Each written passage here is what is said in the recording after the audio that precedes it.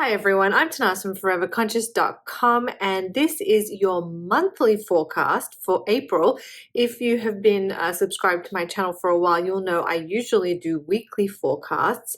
However, I am pregnant and going into the final weeks of my pregnancy, so I decided to film a monthly forecast for April just so I can get a little break. I can go into labor, have my baby, and then hopefully I'll be back in May. I don't know, just depends on how my postpartum journey goes.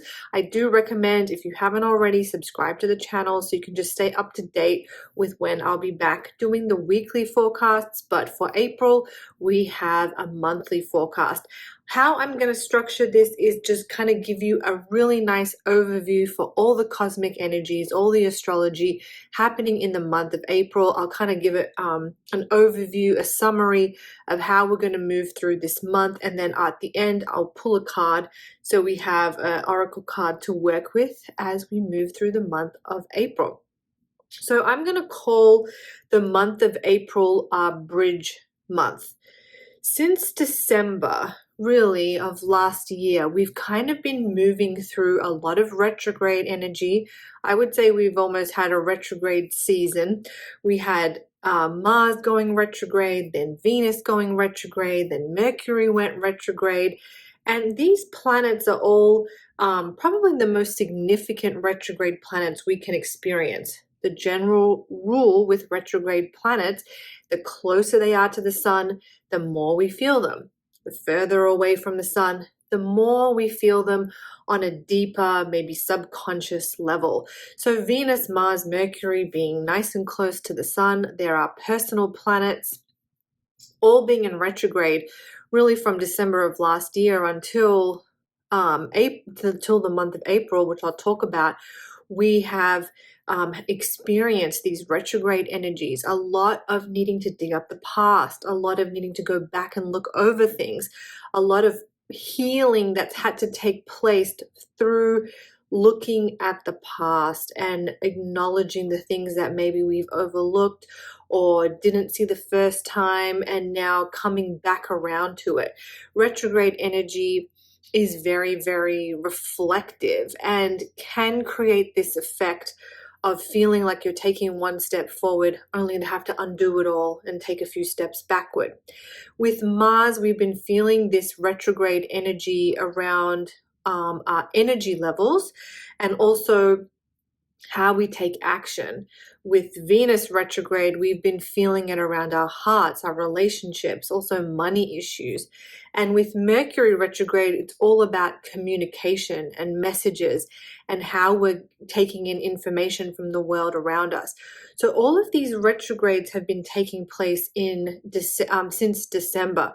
But now in the month of April, Mars has already gone direct, but now in the month of April, Venus and Mercury will follow. So now all these planets will be moving direct. I call April our bridge month because while there is new energy coming on the horizon, we're leaving these retrogrades, we're leaving some other things that I'll talk about in a minute, we're still kind of moving through the residual effects of all of that energy. So this month we have Venus going direct on the 12th, 13th, and Mercury going direct on the 7th. So by the time we reach the 13th, we have no personal planets in retrograde anymore, which is something that we haven't been able to say since December of last year. So even though these planets are now stationing direct, we will have what's called a post-retrograde shadow. And we're working with the post-retrograde shadows really up until May. But now with these planets going direct in April, we will definitely start to see some forward momentum. We'll definitely start to get out of that reflective, needing to look back over the past energy. We'll feel a little bit more confident when it comes to moving ahead. We may even find more answers coming our way, because sometimes retrograde energy is wanting us to look over the past. Things can feel a little bit foggy. But with all the planets stationing direct now happening in April, we may start to feel a little bit of clarity. So that is one of the kind of bridges that we're moving through energetically as we move through the month of April. The other kind of bridge is the eclipses. So last month, in the month of March, we had eclipse season. We were in the full throes of all the transformative energies that tend to come with eclipses. But now, as we move into the month of April, and especially as we reach that Taurus new moon on the 27th, it is our official end to eclipse season. So all of those transformations that have been playing out under the eclipses, all of that energy of change, the winds of change that tend to come with eclipses, should be wrapped up by the end of the month. Now, that doesn't mean it's all wrapped up neatly with a bow, but all of that intense eclipse energy will move into the background.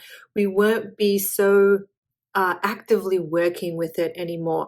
Now, it does take the end of April to reach that point to officially be out of eclipse season. We will be officially out on the 27th of April. We are still kind of marinating in the energies for most of the month, but again, this idea or this promise of fresh energy, of walking that bridge to the new chapter, is really our promise all through the month of April, especially as we navigate stepping out of the retrogrades, stepping out of the eclipses, and into this new territory. So what can you expect over the month of April? I think in the first part of the month, a lot of the cosmic alignments are showing us a real need to break some karmic patterns, break some karmic cycles, maybe even breaking some generational cycles. And this ties into the retrogrades, but it also ties into some other cosmic happenings.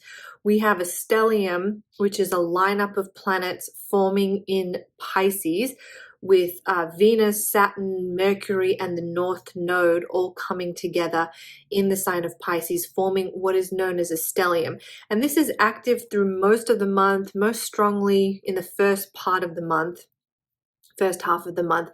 And it's really indicating, along with the eclipses and along with all that retrograde energy, a need to break some karmic generational cycles and patterns. It really shows us that we are in a period of deep healing. We also have on the 12th of April, the sun coming together with Chiron. And Chiron is an asteroid known as the wounded healer. And when the sun and Chiron come together, it kind of represents a rebirth of the wounded healer within us. So we have this Pisces stellium, which holds a lot of karmic energy and really makes me feel like we'll be breaking some strong karmic cycles, transforming, transgressing some of our generational karma. And then we have this Sun and Chiron meeting happening also in the first part of the month, really helping us to rebirth when it comes to our wounding and how we have been approaching our wounds. There is this Sun Chiron conjunction happens in the sign of Aries, and Chiron's been in Aries for a while, and it really is this energy of not licking our wounds, of knowing that we can be wounded but still lead a beautiful life. And this rebirth of the wounded healer within us is sort of reminding us that our wounds help to soften us. They help to activate compassion and wisdom, and a lot of the times psychic gifts. A lot of the time our wounds give birth to spiritual awakenings. I'll hazard a guess that probably a good chunk of you have found your way to astrology, to diving into this spiritual work through your wounds. And that is beautiful, and part of what the Sun and Chiron energy coming together can infuse into our lives. It reminds us that our wounds can be power portals that can help us shift into a higher consciousness. We don't need to be completely healed in order to be perfect. We don't need to achieve this idea of perfection and zero wounds. Wounds are a part of our life, and we wear them with honor, we wear them with pride, and we allow them to become the power portals that they can become. The story behind Chiron really is a beautiful one. Chiron is the wounded healer. He was abandoned at birth and has all sorts of wounds of abandonment and not feeling like he belongs and unloved, feeling not loved, all of that. And he's taken those wounds and he has used them as fuel to become a teacher, psychic, and healer for other people. And we all have echoes of that ability within us. And with the Sun Chiron coming together this month on April 12th, we can rebirth and remind ourselves that we don't need to be perfect. We don't even need to be whole. We can still pursue a beautiful life. We can still pursue the things that light us up. We can still tap into our healing, intuitive gifts, even if we are still in the work ourselves. So that is a really powerful reminder that April holds for us, and a really, kind of beautiful thing that we can work with as we move through this month. Let's touch on the full moon and new moon for the month. We have a full moon in the sign of Libra. This happens on the 12th, 13th, depending on your time zone. This full moon in Libra is connected to the Aries solar eclipse that we had at the end of March, on March 29th. So more insights may come up around that eclipse if you were dealing with something transformative, or a pathway opened up for you, or there was some information that came into your life around the 29th of March. This full moon may bring some more illumination. It may bring some more information to the surface. This full moon is very active with this Chiron energy I was talking about. It's going to heighten that Chiron energy, and also Mars is active around this full moon too, which adds a few layers of intensity. It's not going to feel as intense as the blood moon eclipse did of last month, but we still are getting some intensity, and this intensity kind of points more towards the world stage. We tend to see protests, a lot of unsettled energy in the world around us, people wanting to fight, wanting to stand up, wanting to be heard. We do feel wanting to control. We do tend to see a lot of this, and it tends to manifest a little bit on the world stage. Like I said, protests can break out, and there can just be this general sense of unrest in the world around us. So there is a little bit of that intensity brewing under this full moon. But if we look to the sign, it's in the sign of Libra. Libra really is about balance. It's about justice. It's about finding our equilibrium. So sort of staying in your center, staying in your balance, finding whatever balance means to you will help us navigate the energies of this full moon. And hopefully on the world stage, we will see justice where justice is needed, that Libra energy helping to kind of come in and create some balance for us in the world around us. But in our personal lives, we can take this in by thinking about our own energy, what we're putting out into the world, and how we can bring that into balance. And then we have a Taurus, we move into Taurus season on the 19th of April, and we then get this Taurus new moon a few weeks later on the 27th. And this Taurus new moon is, like I was mentioning, our official breaking away of the eclipse energies. It begins a new lunar cycle. And Taurus, as we move into Taurus season as well, we'll see echoes of this. Taurus is really about getting grounded, getting into a state of what do we want to nourish in our lives? Where do we want to put our energy? So Aries season, we've just come out of Aries season as we move into April, we're in Aries season, and then on the 19th, we move into Taurus season. And Aries season is really about the planting of the seeds. What seeds do we want to plant? What new beginnings do we want to bring up in our lives? Whereas Taurus energy, we move into Taurus, is what do we want to look after? What do we want to nurture?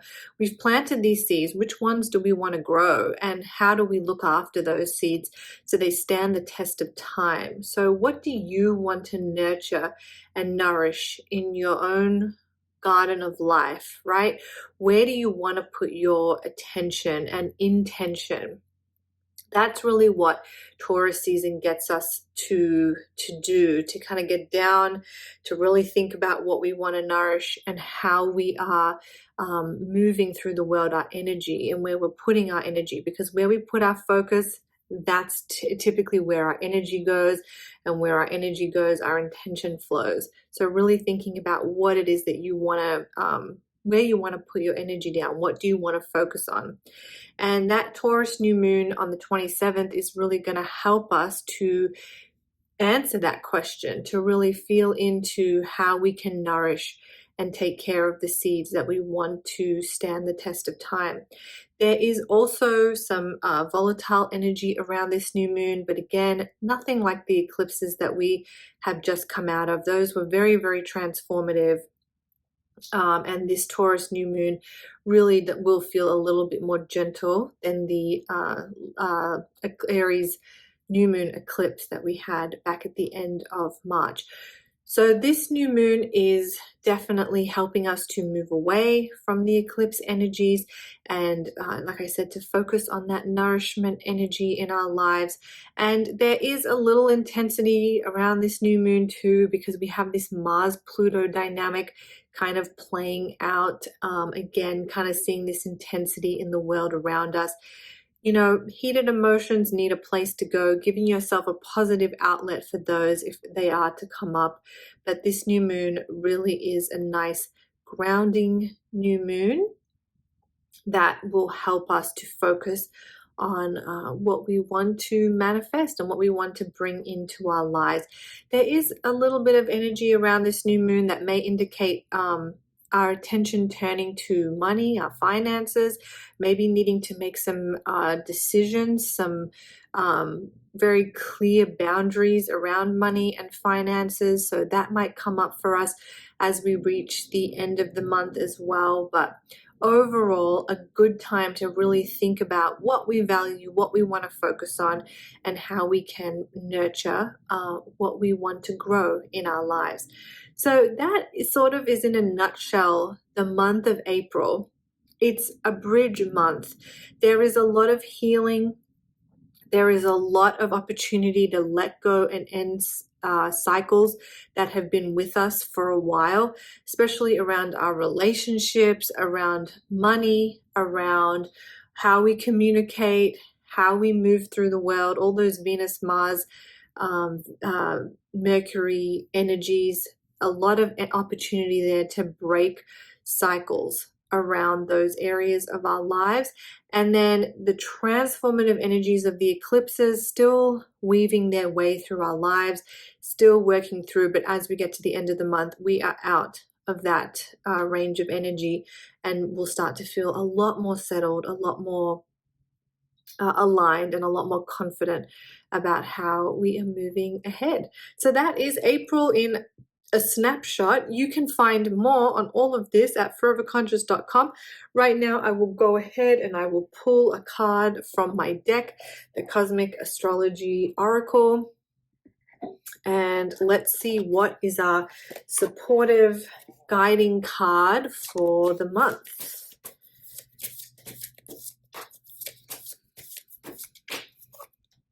For the month of April. Let's see what the cards have. Ooh. Cancer, Divine Mother. Well, I feel like this is kind of fitting for me because I am having a baby, but let's see how it may resonate for you and how the Divine Mother can be activated in your life in the month of April. For those of you who have this deck at home and want to work with the card, it's card number 4. All right, Cancer is represented by the crab. The crab earned its place in our zodiac due to its incredible loyalty, strength, and bravery. How can such a small creature be known for these things? When we think of crab, we don't exactly think of bravery, right? But that is part of the story and the myth behind the Cancer zodiac. The answer, how can this little creature be so known for bravery and loyalty and strength? The answer is love. Within the crab lives a well of love, a love that is so pure, strong, and powerful that it can achieve anything. It's the same love of the divine mother who can create, birth, nourish, and protect. You have drawn this card as it's time to reconnect to your own inner love. For when you do, you will find the strength, courage, and bravery needed to navigate this part of your life. I think this is so fitting with all of the big, bold energies and healing work that we're doing throughout the month of April, coming back to this idea of self-love and giving ourselves love and giving ourselves nourishment and being the divine mother to ourselves is really going to hold us in a powerful place. This card can also be a calling to protect and care for others, but also yourself or a project that is dear to you. Your emotions and sensitivity may also be heightened at this time, so be gentle with yourself and retreat until you feel more grounded. With all of the energies that we've had, the eclipses, these retrogrades that I talked about, and then even as we move through April, where we're still kind of getting a lot of this strong healing energy, a lot of this needing to wrap up the past, a lot of needing to deal with transformation and evolution of our consciousness, we can really feel a little bit weathered. So being gentle with ourselves, really learning how to nourish ourselves, really learning how to honor our emotional space and our sensitivities can really be helpful. Know that love will be your ultimate answer. Everything leads back to love. How can you make that come alive, that idea come alive in your own life? When whatever you're dealing with, how can the answer is love. How do you, and then now how can you work your way backwards? How do you get to love from whatever you're dealing with? Something to think about. Some additional meanings of this card, but also some points to kind of help us summarize and lock in the meaning of this card. Allow your emotions to guide you. Look after yourself. Create a nurturing environment. Move from the heart. Be there for your family, but set healthy boundaries. Be loyal to yourself. You may find yourself taking on a caretaking role. Stand up for your needs and the needs of others. So I think this is kind of the perfect card as we journey through this month of April and are arriving at this beautiful bridge point where we have navigated a lot of the past, a lot of that retrograde transformative energy, and are now moving into what I believe will be a brighter future. I hope you found that helpful. I will hopefully be back in May with your weekly forecasts. It just depends on how my postpartum journey goes. Like I said, subscribe to the channel so you can stay updated. Be patient with me. I'll be back, at least if not in May, then definitely in June. All right, I'm Tanaaz from foreverconscious.com. Thank you so much.